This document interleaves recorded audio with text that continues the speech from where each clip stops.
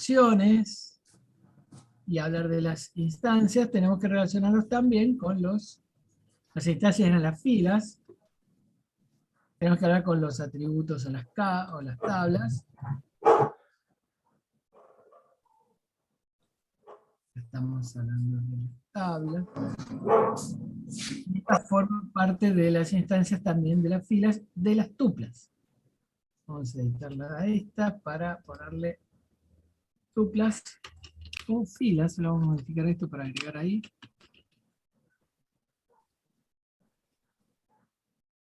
Equivalente con las filas de datos almacenados. Esto estamos hablando de las tablas. Tabulares, correcto. Si alguien, el mecanismo es que yo voy pintando esto, pero es un momento para preguntar, ¿no? Profe, no me acuerdo bien, me aclara, me repite esto. Así que les pido que abran el micrófono y hablen de esas dudas. Si puse celeste a clave única o primaria, también me tendré que referir a la clave primaria, ¿no es cierto? Junto a la clave candidata. Una clave primaria sería una clave candidata que acabamos de analizar con la regla de integridad de entidades, acá, y la hemos aprobado. En caso en que no tengamos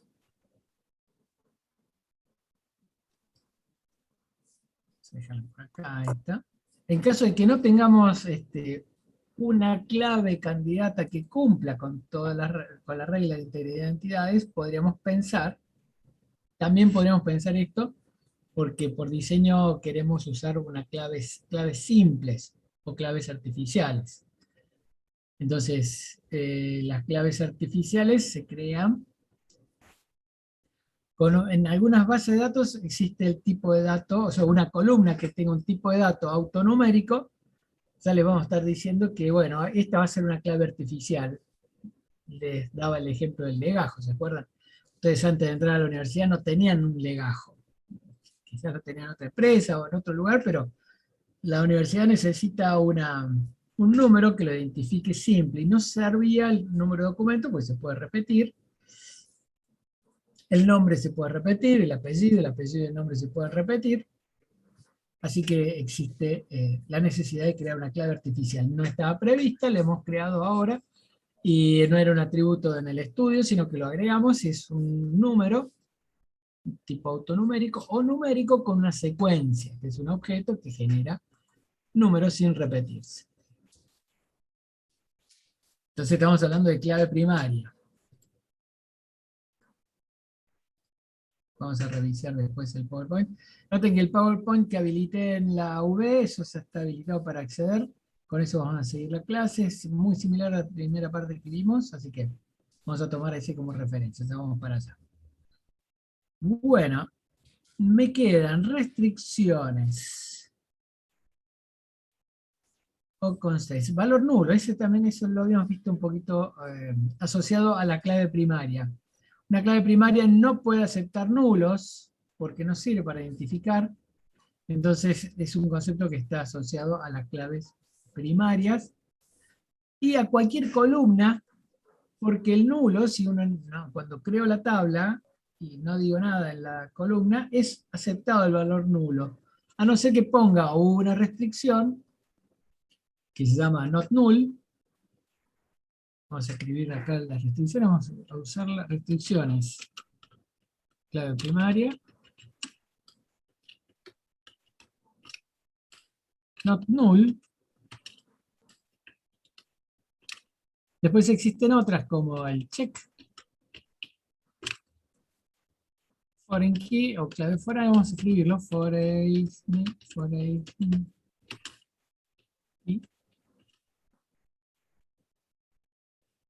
y unique.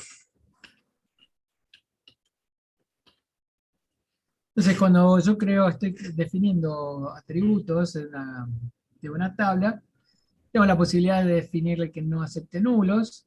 El motor va a impedir que se agregue una fila o se modifique una columna, poniéndole el valor nulo, si esa columna tiene not null. Si no tiene nada dicho, acepta nulos, porque ese es el por defecto. El check es interesante porque yo le puedo poner una condición. Mira, no me pongas ninguna fila que en este atributo cumpla o debe cumplir esta restricción. Es como una condición del if en PL que nos va a permitir filtrar. Me va a decir, mira, esta columna no puede tener letras, no puede tener números. Los números tienen que ser positivos. Imagínense para una columna salario, que no hay salario negativo, sería bueno ponerle un check, si es necesario, que lo queremos controlar siempre.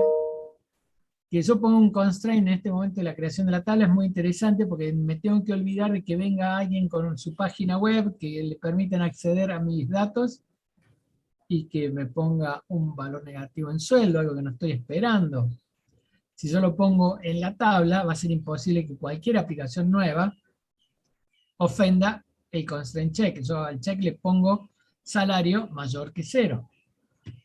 Mayor o igual, supónganse que es un salario cero. Pero no puede hacer valor negativo. Entonces, podemos decir, cuando creamos la tabla, en esta columna salario, check, salario mayor o igual que cero.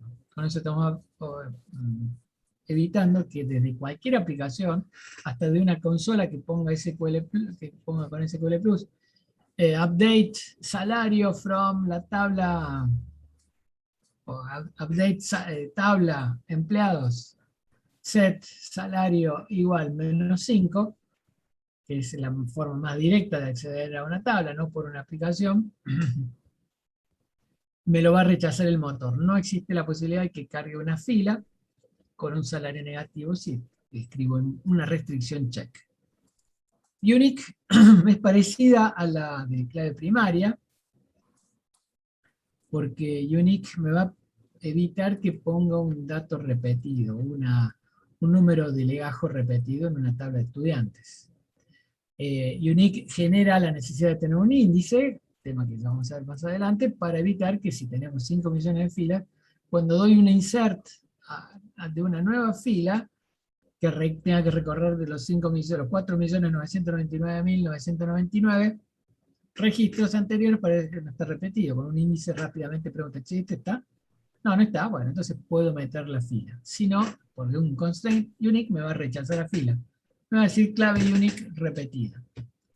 Y por último, lo dejaba para el último porque es muy intensamente usada, la foreign key, es el constraint que se pone sobre una columna y que revisa en la tabla a la que está apuntada la clave foránea, a ver si existe en la clave primaria definida este valor que acabamos de cargar.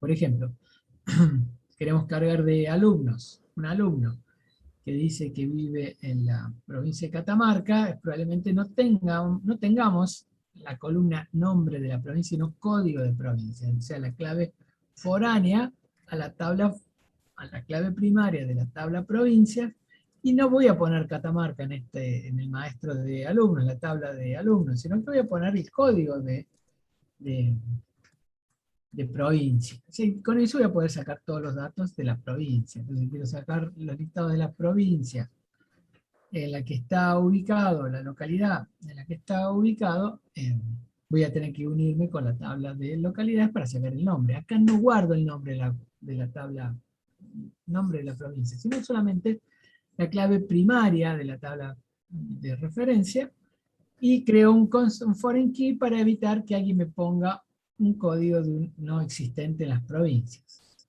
¿Ah? Entonces, foreign key mantiene la relación unida de las tablas relacionadas a través de, ¿cómo se hace? En la clave primaria con la que me quiero relacionar, puesta como columna en la tabla dependiente o que hace referencia. Entonces, esta clave impuesta en este modelo, en esta tabla, porque tiene relaciones con aquella tabla, se llama clave foránea. Y no es ni más ni menos que la clave primaria de aquella tabla. Este es el concepto más complejo, por eso lo dejamos un poquito para después. Pero lo vamos a ver en detalle porque es todo un tema, definir de qué lado va la clave foránea para garantizar un buen modelo relacional. Entonces, con estas restricciones, termino de nombrar los temas de las restricciones clave primaria not null, check, foreign key, unique. Si alguien puso solamente restricciones, eso se lo he completado para que lo veamos ahí. Y ahí está, justamente acabamos de hablar de clave foránea.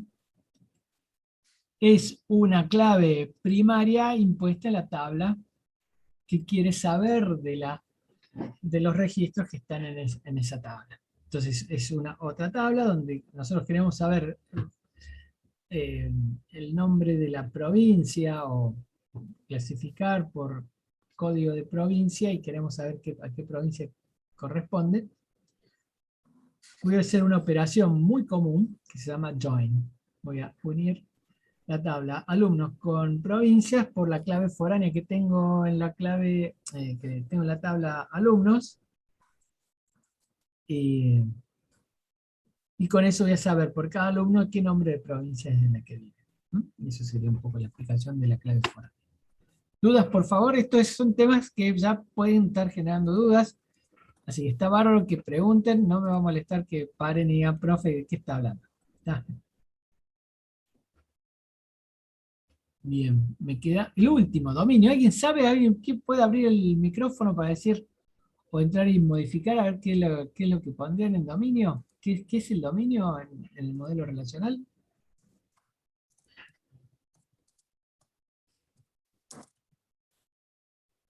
Se escucha ahí.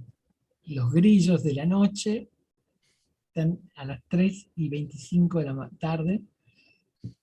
En este momento en Córdoba, en mi casa, se escucha cric cric de los 36 participantes.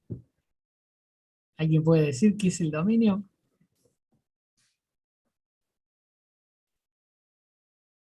¿Con quién está relacionado? ¿Dónde lo pondremos cerca? ¿Qué tal, profe? ¿No tiene que ver con establecer los alcances del problema? Es más detallado, esto es más puntual. Está bien, genera un alcance. Sí, pero no está en el problema. Si uno dice problema, diría aplicación, grandes títulos, lo que queremos resolver con la aplicación de base de datos, o qué queremos reflejar de la base de datos. Acá es muy puntual, muy específico el concepto de dominio. O sea, está cerca, es algo parecido, pero es más detallado, apunta a un atributo, por eso lo podría poner acá, cerquita. Otro que Puede ser arriba. la Sí. caracterización conceptual del atributo. Caracterización conceptual del atributo. Está bien que sea del atributo, y más que caracterización conceptual, que sería como decirle qué quiero guardar. El dominio puntualmente es el conjunto, vamos a escribir, conjunto de datos permitidos, esperados,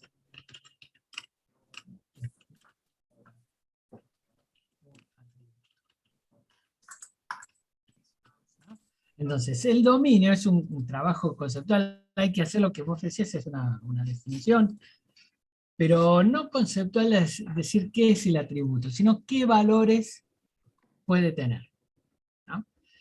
Porque si nos llevamos por tu definición, no tengo el nombre tuyo, ¿cómo es tu nombre? Me perdí ahí. Milena. Milena.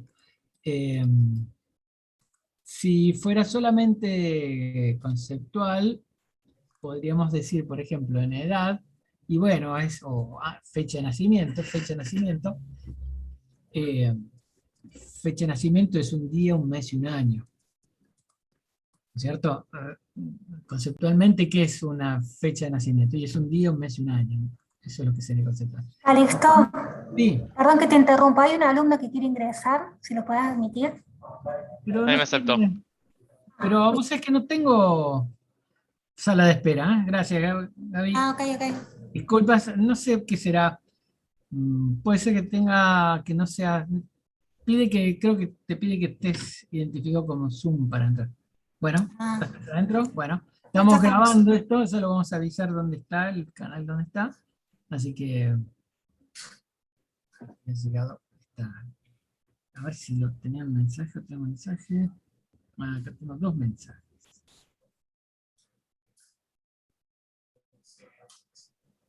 Milanesio, está listo. Bueno,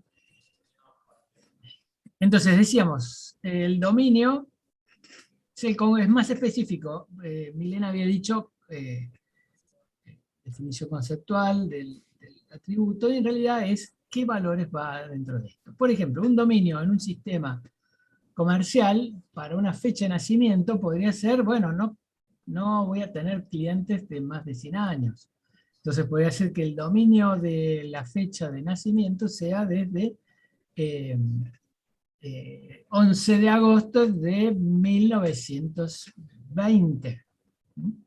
La fecha tiene que ser mayor a 11 de noviembre, 11 de agosto del 1921. O sea, para evitar que alguien me cargue por error alguien que nació antes de 100 años. Sí, Genaro, gracias por levantar la mano. Esto tiene que ver entonces con la cantidad de espacio que le asignamos a las variables, o sea, a los atributos, digo, en memoria, por ejemplo. Si yo No. sé que no va a... Ah, no tiene nada que ver. Pará. Es también una característica de un atributo, la longitud que va a tener, Claro, no yo es lo lo relacioné con mismo. eso. Eso es la Pero, longitud del tipo de dato. El tipo bien. de dato también nos daría una especie de dominio, pero la longitud, luego el tipo de datos, no se llama dominio, es solamente longitud máxima que se debe reservar en memoria para este atributo. El Claro, dominio son cosas distintas. Bien. son cosas distintas, es el valor. ¿Qué valor puede tener? Che, quiero clientes o estudiantes, los estudiantes de este siglo pueden ser los que quiero anotar. No me interesan estudiantes del siglo pasado, porque no existe, es un error lo que están haciendo. Están poniendo evidentemente un dato falso. Entonces pongo, no sé, estamos en el 21, en el 31, 1931, del 1 de enero de 1931, alumnos de más de 90 años no voy a reservar. La fecha es un error. ¿Ah? Eso es el dominio. También el dominio puede ser del 1 al 10, valores del 1 al 10, no quiero valores superiores o de un dígito, del 0 al 9, ¿no es cierto? Podemos decir un, un dominio sobre un campo email podría ser que tenga el arroba, ¿no es cierto? Hace que debe tener alguna posición un arroba, si no, no es una dirección de mail correcta.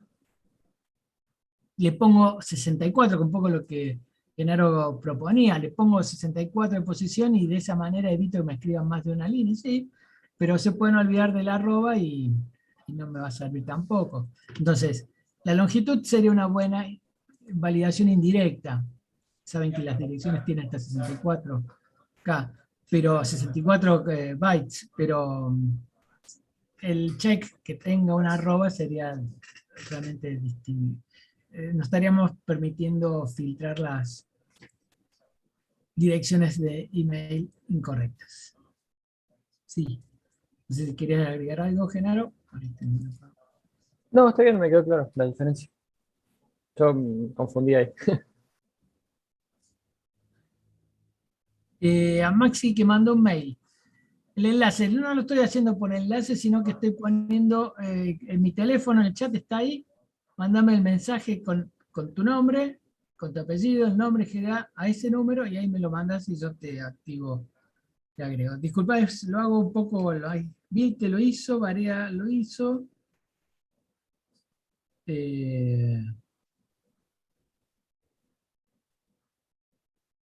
Así que hacelo así. En el chat está Maxi. Manda este número, este dato con tu apellido y tu nombre y esa sigla y ya te voy a agregar. Bueno, ya los voy a agregar a Vilte y a Varia, recibí el mensaje. Bueno, entonces terminamos esta pizarra que podría haber sido efectivamente lo que hubiera escrito si estuviéramos en vivo en un aula. Lo revisamos para acordarnos que estuvimos con la otra, que hicimos en la última clase, ¿no? Y a que no estuvo les sirve como un gancho para entender lo que viene. Entonces les decía,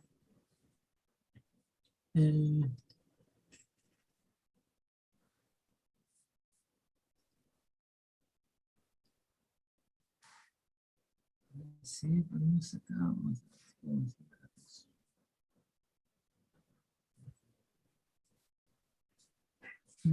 está.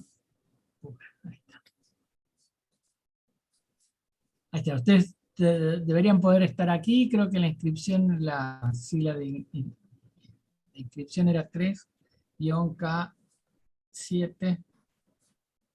Y con eso quedaban inscritos. Okay. Dos cosas tienen que tener acá muy en claro. La próxima clase seguramente estamos ingresando a empezar a usar la guía de trabajos prácticos, o sea que la tenemos aquí. Vamos a darle una recorrida. Esto va a ser estas primeras clases, la clase anterior, esta y probablemente la próxima, con un poco menos son clases que son las indico como un poco aburridas porque hablo yo demasiado. La idea es que las próximas clases con estos conceptos iniciales juntos hagamos trabajos prácticos sobre la guía de trabajos prácticos. Estamos entendiendo el modelo relacional, que tiene relaciones, que las relaciones tienen atributos, que hay claves de dos tipos principales, la clave, bueno, tres, clave candidata, clave primaria y clave foránea. Dominios para los atributos, donde podemos llegar a limitar qué valores, o definir qué valores van en esa columna. Y vamos a cerrar con algún tipo de ejercicio de normalización, de definición de normalización el día de hoy, para repasar todo y la próxima clase empezar a utilizar la guía de trabajos prácticos. Porque ahí vamos a ver que nos vamos a encontrar con narrativas, con relatos que nos van a decir, bueno, con esto la tabla que necesitas es tal, necesitas esta tabla con el nombre de la entidad, qué columnas tiene o qué atributos, cuál es la clave primaria, cuál es la clave foránea, de qué lado va, y en cada uno de esos ejercicios tenemos que llegar a un modelo de tablas relacional que permitan almacenar los datos del problema.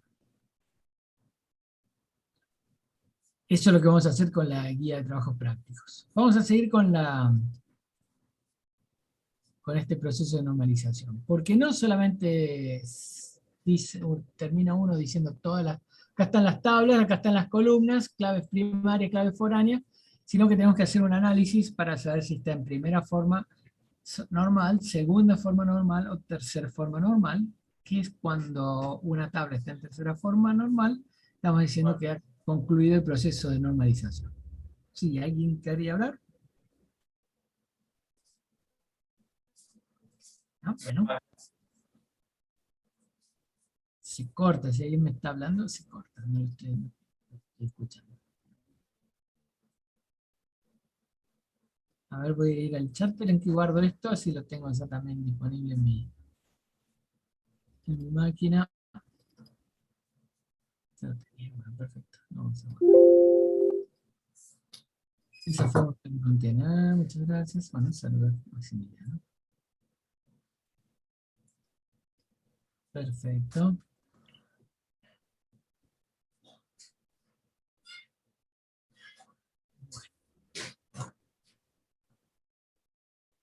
Vamos a subirnos a la diapositiva. Vamos a hacer como un repaso porque una de las cosas ya lo habíamos hablado, los tipos de claves, base de datos, puede ser base de datos no relacional, como existen varios modelos. Las bases de datos relacionales que son las que vamos a utilizar. Nosotros para esta primera parte utilizamos, porque está buenísimo, la herramienta MySQL Workbench, que se lo voy a escribir en el chat, a ver si tenemos... están viendo, ¿no es cierto? ¿Están viendo la diapositiva? La web, profe. Sí, está bien. Las letras celestes, así, sí, perfecto. Fíjense, les voy a escribir en el chat el MySQL Workbench, que es la herramienta con la cual, aparte de dibujar, vamos a poder crear el código de DL o sea que es una herramienta bastante interesante. Corre contra la base de datos MySQL. Vino este tema porque MySQL es una base de datos relacional, Oracle es una base de datos relacional. Esos después, Oracle, a partir de la versión 8, ya están en la 20, eh, se pusieron objeto relacional, híbrida sería. IBM también a su base de datos DB2 también le llama híbrida, pero por un motivo diferente al de que Oracle le llama híbrida a la objeto relacional. El DB2 es una base de datos que incorpora para el análisis de columnas del tipo XML, que tienen una estructura dentro de cada columna, una estructura jerárquica, u otro motor que es el motor jerárquico IMS. Entonces, combina la base relacional con un motor jerárquico cuando los datos dentro de una tabla relacional tengan una estructura que se llama XML o tags, una estructura jerárquica, como para indexar y trabajar mucho más rápido. Eso le da respuesta a un requerimiento de los años 90, finales del inicio del 2000, en que necesitamos guardar datos con una estructura interna. Sí, Genaro. No, disculpe, profe, que no se ve ahora la presentación. No sé si está compartiendo. No estoy viendo más que el chat, donde puse MySQL Workbench. Ah, no está compartiendo la PowerPoint. No. Yo estoy Bueno. estaba hablando del chat donde puse MySQL Workbench. Gracias por Está avisar. bien, disculpe. No, está bien, está perfecto. Te agradezco. Bueno, entonces estamos en estas diapositivas y me detuve en este punto porque vi que había base de datos y base de datos relacionales. Hay base de datos como MongoDB, Cassandra, que no son relacionales, tienen otras características. Y puramente relacionales cada vez son menos. MySQL se ha agregado cosas para objetos, Oracle ya también, Postgres también, pero es algo más relacional. O sea, nunca dejan de tener las reglas relacionales que son las que estamos viendo aquí. Una clave primaria única por tabla, compleja o simple, que ya vamos a ver los detalles, que una tabla relacional no puede tener filas nulas, ni filas repetidas. Entonces, las tablas se comportan siempre de la misma manera. ¿Hay extensiones? Sí. Bueno, esto ya lo estuvimos viendo. No quiero ser repetitivo. Bueno, ahí estaba la definición de base de datos, una forma de almacenar información, con unas tablas de determinada manera. Ali, quedó proyectando en aula virtual, ¿no? Por las ¿Quedó? dudas. Proyectando en el aula virtual, en la UV. ¿No están viendo las diapositivas? No, Ah, bien. Bueno, ahora voy a compartir bien, entonces. Porque el aula virtual tenía la actividad de ahí.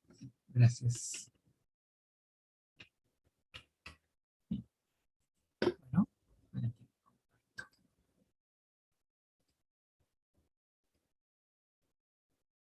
Bueno, entonces decíamos, desde una base de datos almacenada, que tiene la posibilidad de guardar persistentemente los datos, los tipos de almacenamiento, que podemos distinguirlo digital a cualquier soporte de papel, los motores que estamos trabajando. ¿Ahí se ve? ¿Se ve el movimiento? Sí, ahora sí. Claro, no había interpretado lo que me decían, disculpe. Gracias, Gaby, por parar.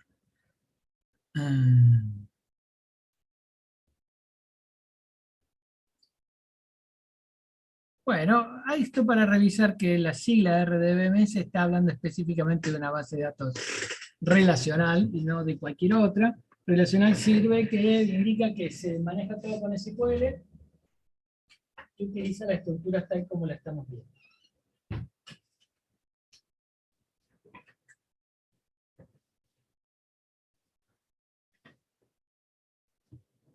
Vamos repasando esto.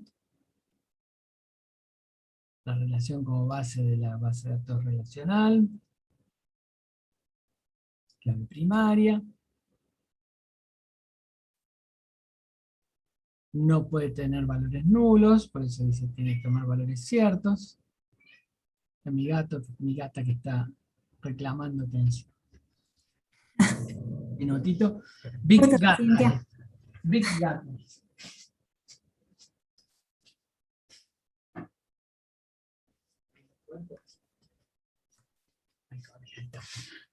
Bueno, estamos viendo esto, el herramental que aplica aquello que vimos en el clave foránea. Nos permite asociar dos tablas, vamos a ver en qué situaciones se dan. La clave foránea es la clave primaria puesta en la tabla que te manda los datos, y quiere conocer los datos de la otra tabla.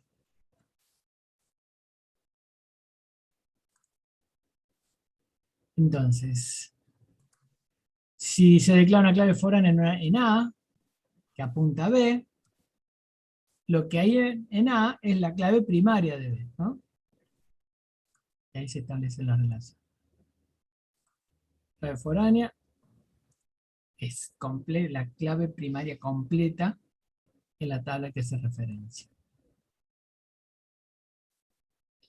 Como a veces la clave foránea no forma parte de la clave primaria, se puede repetir todas las veces que quiera, ¿no? O sea que en la tabla A hay muchas filas que se relacionan a un B.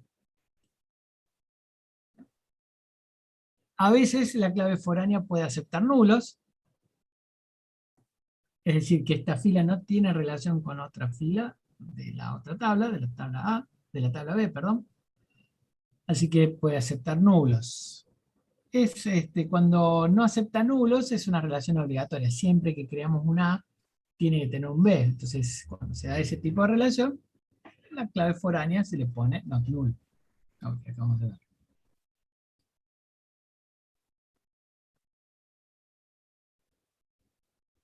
Bueno, lo que les contaba de la normalización es que es una receta, una forma de trabajar con, una vez que determiné qué tablas hay, con las entidades, nombre de entidades, qué columnas me parece que tienen, de acuerdo a lo que estuve hablando en el relevamiento, lo que estuve leyendo en el caso del ejercicio, tengo que hacer un análisis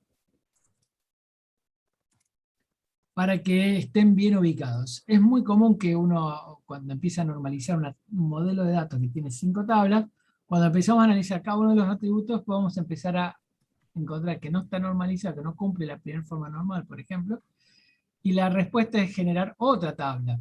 La normalización sobre un modelo de datos, una, n tablas, significa siempre n más, varias tablas más, porque que un atributo no responda, no tenga dependencia funcional con la clave primaria, así que lo tengamos que sacar a otra tabla con la que sí tiene relación con una clave primaria, y crear una nueva clave primaria, y si se mantiene la relación con la tabla de donde salió, quizás haya una clave foránea dentro de la tabla origen, que apunta a la nueva tabla. Entonces, cuando uno aplica normalización sobre un modelo de datos, para resolver un problema, comúnmente aparecen más tablas. ¿Por qué? Porque debo lograr en la normalización que todos los atributos que no sean clave dependan sí o sí de la clave de esa tabla, ¿no?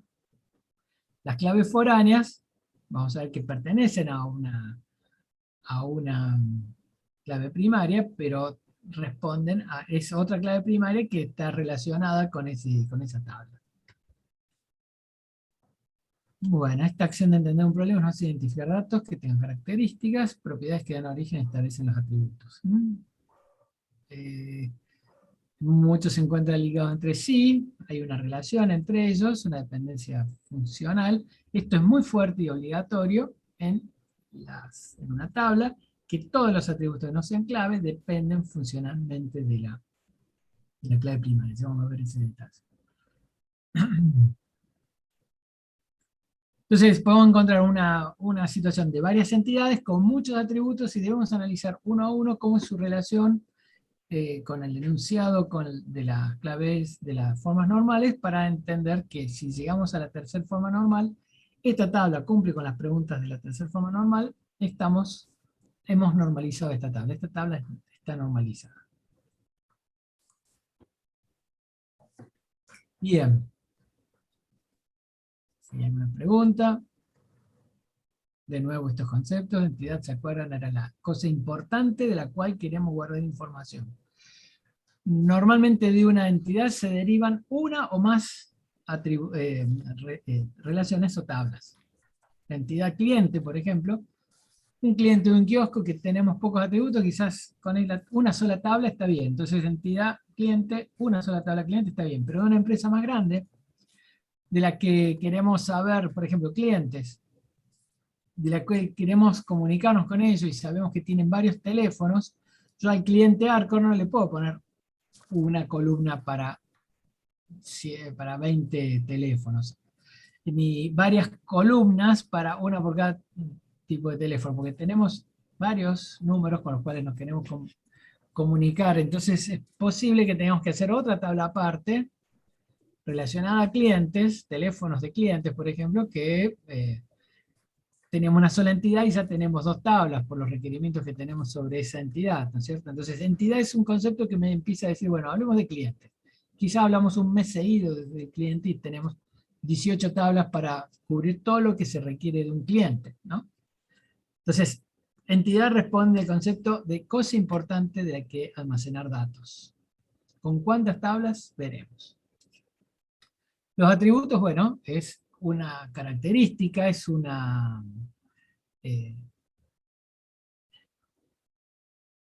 adjetivo o una cualidad de la entidad a la cual le puedo poner un valor, ¿no? La instancia es un cliente, Arcor, el nombre, o, no sé, Molinos Río de la Plata, o Peugeot, un cliente. Calixto Maldonado, cliente de un supermercado, por ejemplo. Entonces, seguramente hay una instancia de la tabla cliente que tiene mi número de documento y se acuerda cada vez que lo voy a comprar para decir, acá está, tenés un ticket cargado a tu nombre, a la instancia Maldonado. El dominio, recuerdan, lo vimos hoy, era el conjunto de valores que podía tener cada una de las columnas o atributos. Acá tenemos las definiciones, por separado.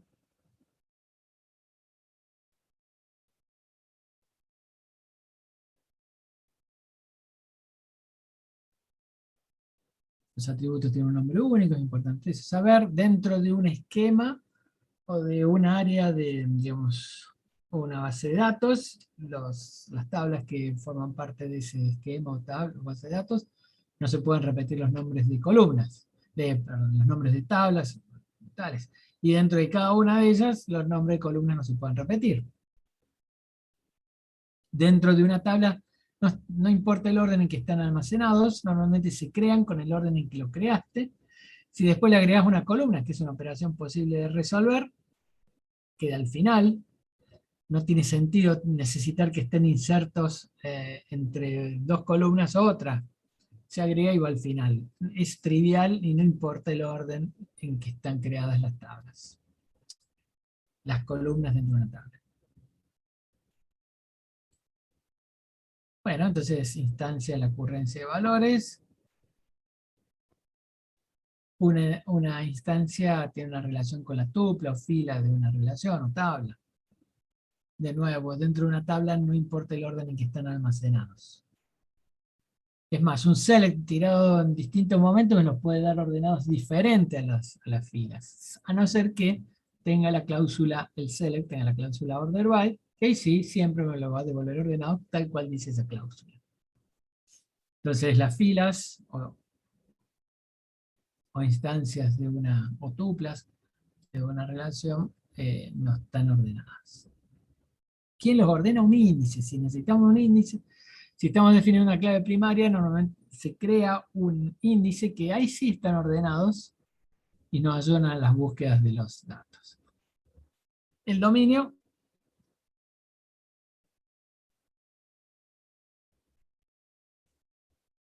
y con el ejemplo de fecha de nacimiento de lo que habíamos hablado.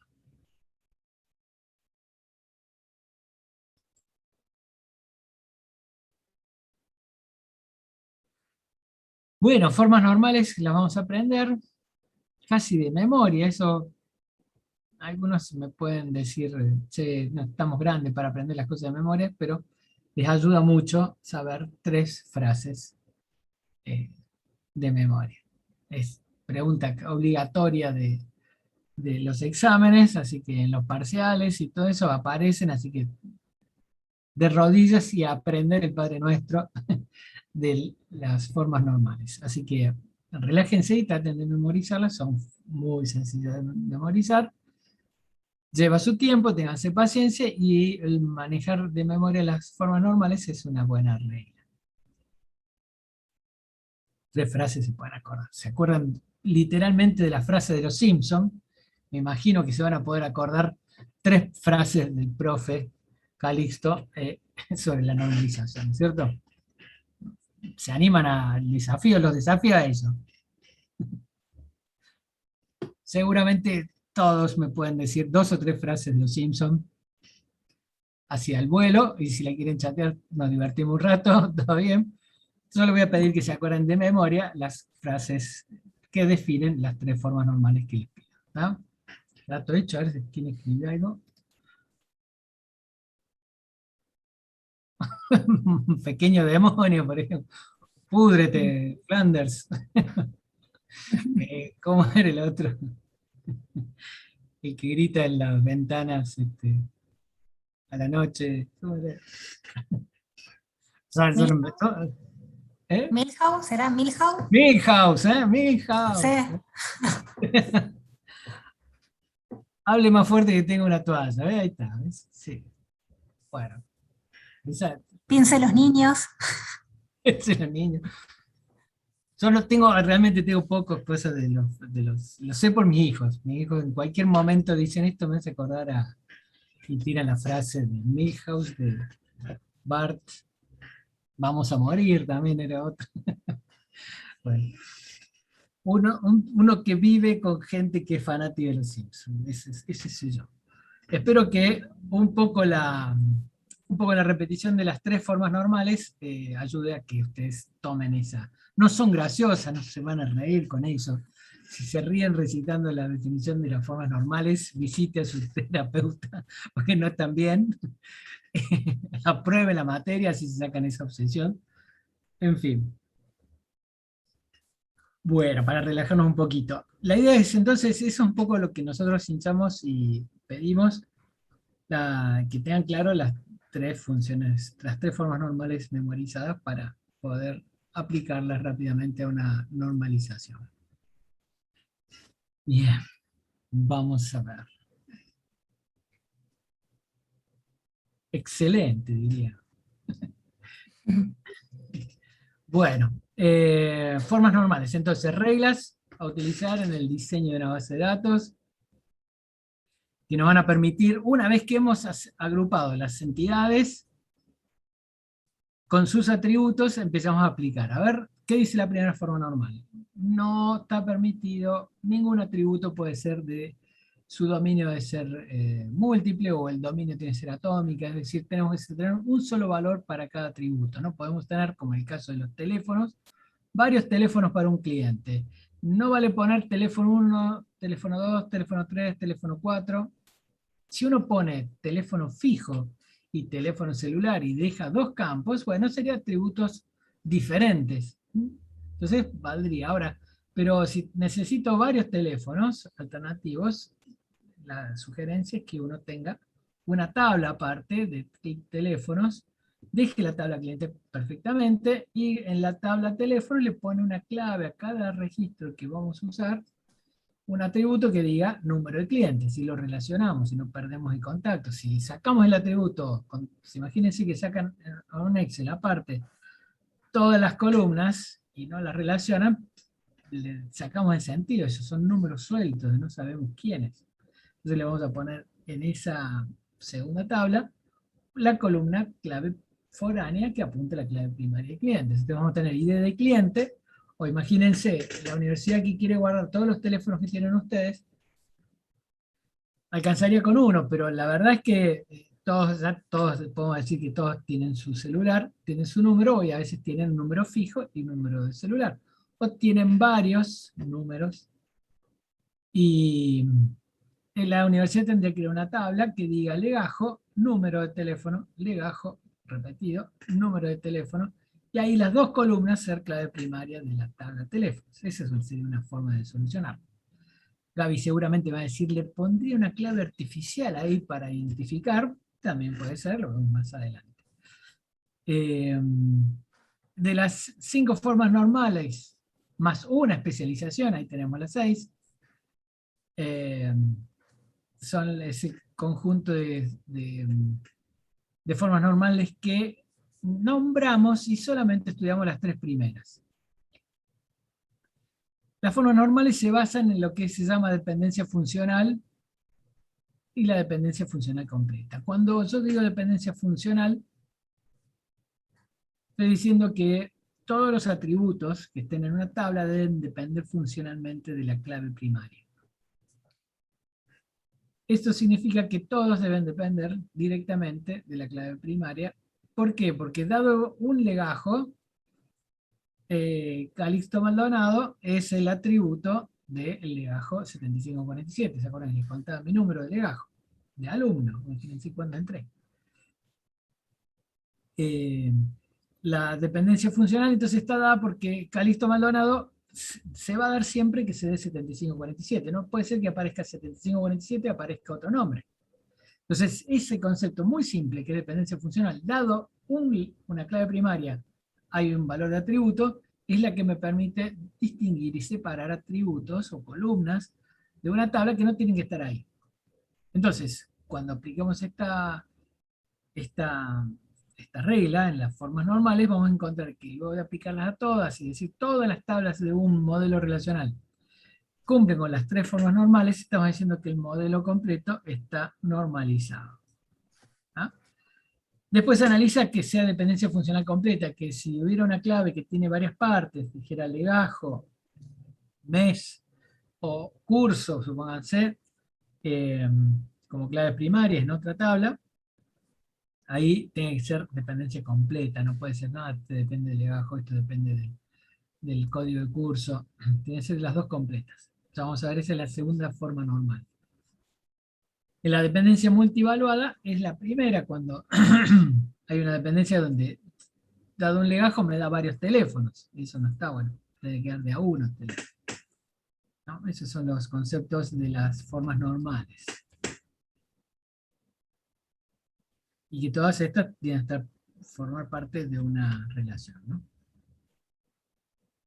Bueno, acá un poco más en detalle lo que hablamos de la dependencia funcional.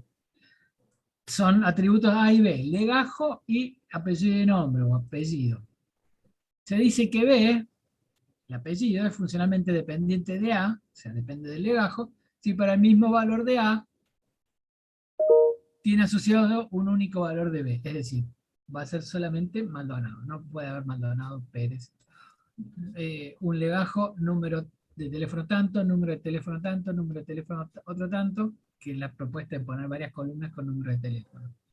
Un solo valor. Por lo que es lo mismo en todas las tuplas de T, en los atributos, el mismo valor B1, el atributo B también el mismo valor B2. O sea, dado 7547 el legajo, mi nombre de mi apellido, mi nombre o mi dirección y todo eso. ¿Ah? Se denota con una fila, con una flecha, perdón. ¿Querían agregar algo?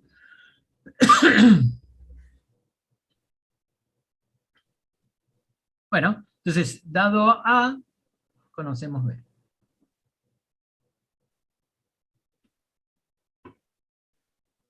Como no significa que dado B sabemos A, saber que Maldonado, ¿cuántos alumnos Maldonado hay? Muchos. Entonces no sabemos que sea el 7547. Si no decimos, no se cumple esa relación, ¿no?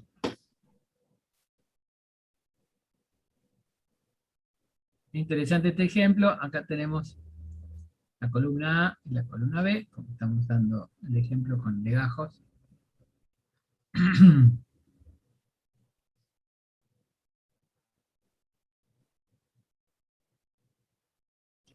En esta tabla, que se llama una tabla de factura, sucursal y número de factura, acá hay un tema de una dependencia funcional, pero está en una tabla en donde A no es clave primaria, porque si esto fuera una tabla de facturas, el cliente no puede ser factura, porque fíjense, se repite. Entonces podemos usar, acá es un candidato a normalizar esta tabla, porque José Paz no significa que, no depende que el valor sea de la tabla, sea el valor de la factura 100. ¿Mm? Vamos a ver ya esos detalles.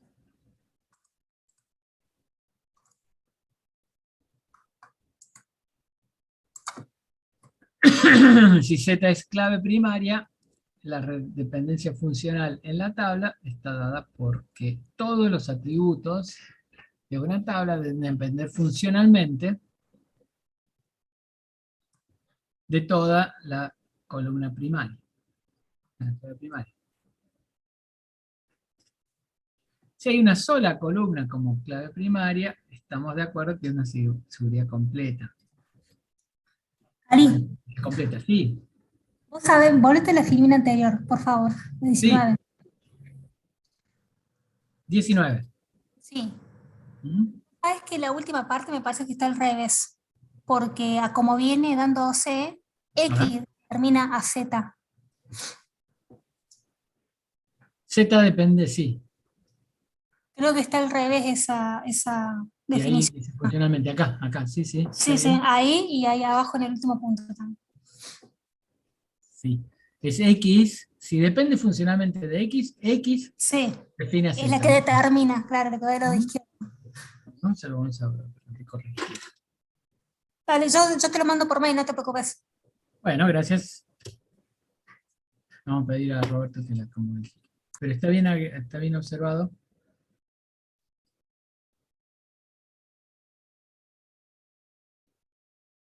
Bueno.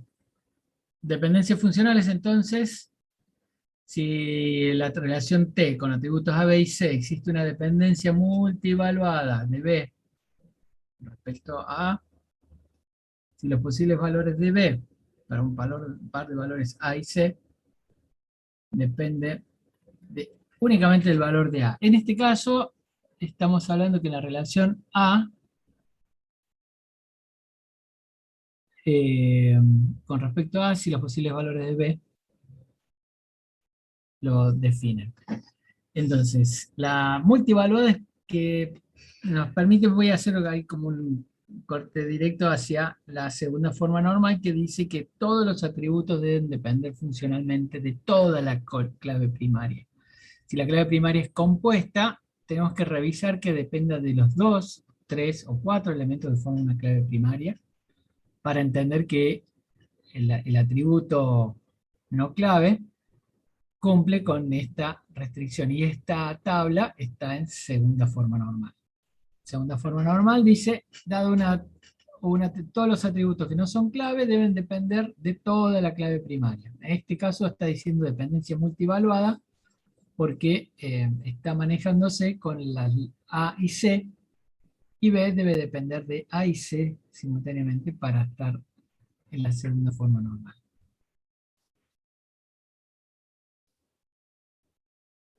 Bueno, debemos observar que para cada atributo de la relación hay una evidencia de repetición de valores que nos hace pensar en redundancia de datos. Si yo tengo muchas veces la provincia de Catamarca en el LEGA, en la tabla de empleados, en la tabla de alumnos, no se trataría de una referencia, sino que son múltiples alumnos que son de Catamarca. Entonces eso me permite saber que no se trata de redundancia de la palabra Catamarca, sino que evidentemente hay muchos alumnos de Catamarca. Ahora, si varias veces escribimos en todos los datos referidos al mismo alumno que escribimos la palabra Catamarca, ahí podríamos pensar que estamos haciendo algo redundante. Entonces podemos decir, poner en un lugar determinado la clave foránea a la provincia, que me permite buscar el nombre de Catamarca, pero solamente tenemos el legajo, el código de esa provincia. Bueno, esta definición busca reforzar el concepto de la segunda forma normal que habla de la dependencia de la clave primaria completa. No sirve que dependa de parte de la clave para definir esa relación. Bueno, en esta relación tenemos esos atributos.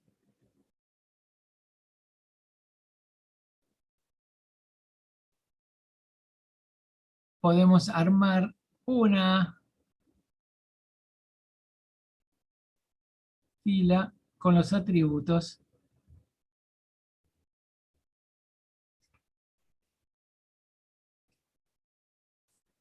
que queremos relacionar. Algunos de estos atributos de A, B, C, pónganse, son 3 o más. Todos los atributos que forman parte de la clave primaria. Y no debe haber dependencia funcional entre sus atributos.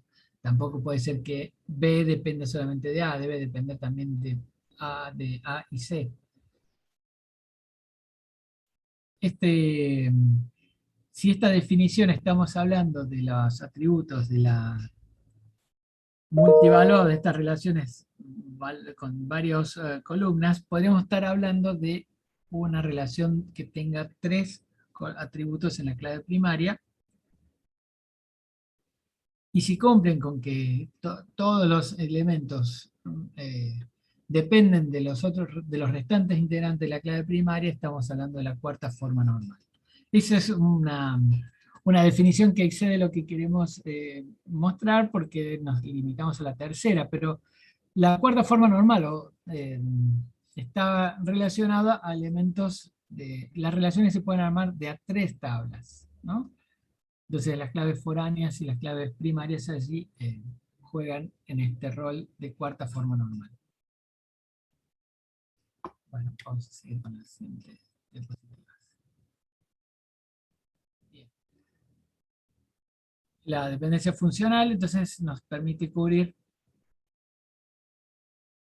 la primera, segunda, tercera y también la de voice code. Como vimos, la dependencia multivaluada es un caso especial de esto que les contaba de la segunda, solamente que se manejan con 3 elementos en la clave primaria. Y se ven en la cuarta forma normal. Las nomenclaturas para mencionar son 1FN, 2FN, 3FN, forma normal de voice code, cuarta forma normal, quinta forma normal. Nosotros vamos a trabajar hasta la tercera forma normal. Por lo tanto, nos interesa el de dependencia funcional principalmente. Bueno. ¿Están preparados? Vamos a hacer un corte. Acá un breve corte. Una parada técnica. Vamos a descansar unos, no sé qué es. Son las 4:11. Vamos a parar hasta las 16:20. 9 minutitos nos tomamos. Bueno, así memorizamos al regreso. Así es. Dale. Empezamos a normalizar así el regreso. Perfecto. Dale. A las 20 nos vemos.